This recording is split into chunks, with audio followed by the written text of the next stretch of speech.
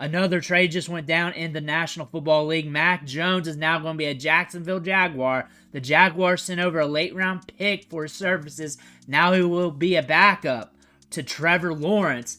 How will this affect Dynasty Fantasy Football? What's the strategies behind this?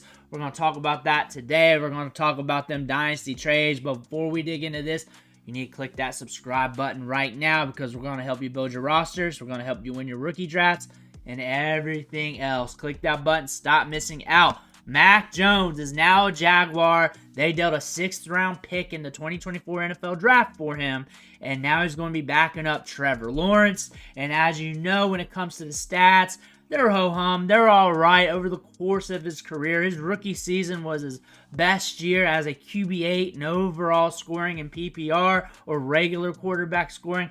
That being said, 3,800 yards that year, 29 the next year, and 21 last year.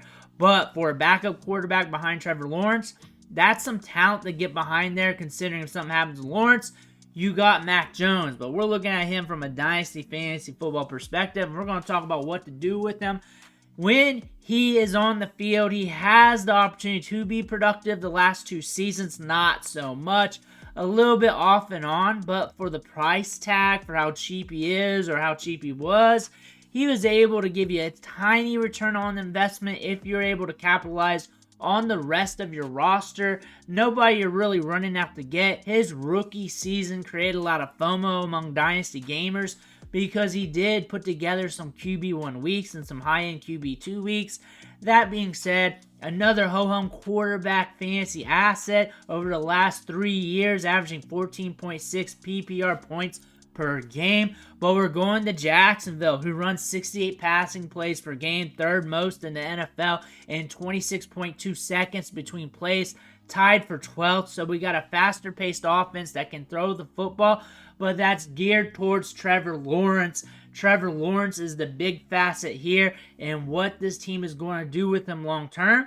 And if he can get through the whole season unscathed without injuries, again, he's a backup quarterback. But looking at his contract here, next year, the Jaguars are going to have to make some decisions. They may keep him a bit longer. They may re-sign him. They may restructure. They may sign him long term.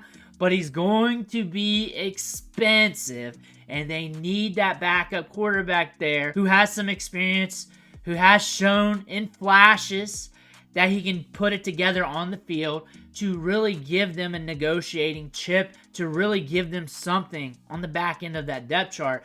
Trevor Lawrence, though, if you think about his contract, he's probably going to get re-signed with the Jaguars. It's really hard to find a new quarterback.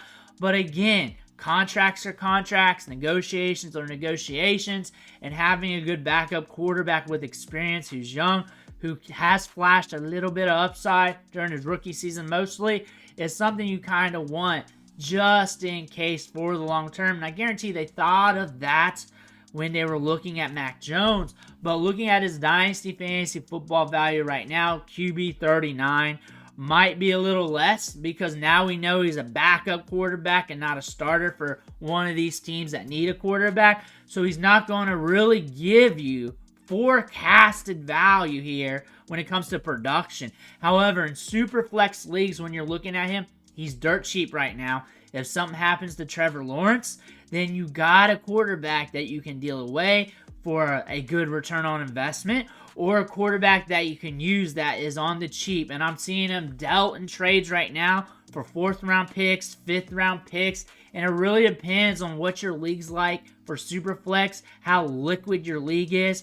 If people hold quarterbacks over a barrel, if your league's deep, there's no one on waivers, then you may want to be interested in this, especially if you're playing the market. If you're in a 1 QB league, you need to turn it off right now because I'm not talking to you. There's no way you need to be looking at Mac Jones unless you got some funky rules, or if your league is ultra deep. But for Superflex, you got some depth there. You got some room on your bench. You can hold a quarterback for a bit. You're looking for backup quarterbacks. This could be a guy you send a 5th-round pick for, a 4th-round pick for, to see what happens, to see what that manager is thinking about when it comes to roster construction. Because when it comes to deeper Superflex leagues, those backup quarterbacks still hold some value. Those what-ifs. In season, when an injury happens, or another trade goes down, they deal him because they're going to sign Lawrence to a long-term deal. They got to clear some things out. They got to get a cheaper backup quarterback. They move him to another team, maybe gets the opportunity to start.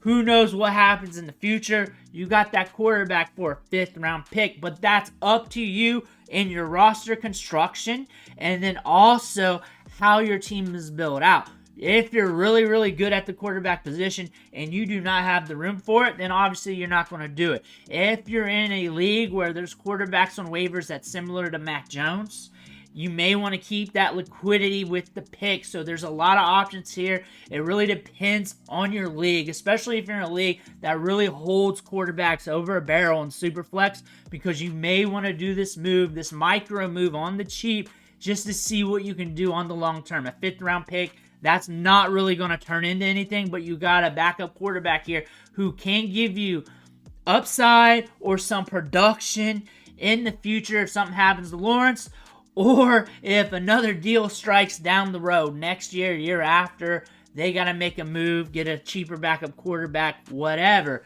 But he is good for a backup, a good backup quarterback, which means he could be a cheap asset in Dynasty Fantasy Football Superflex Leagues. Ignore this for 1 QB mostly, except you need to be paying attention to Superflex strategy so you can implement some of those wrinkles into your trading strategies as well. Let me know what you think in the comments below. Make sure you hit that subscribe button on the way out. I want to thank you for watching. Catch you on the next video.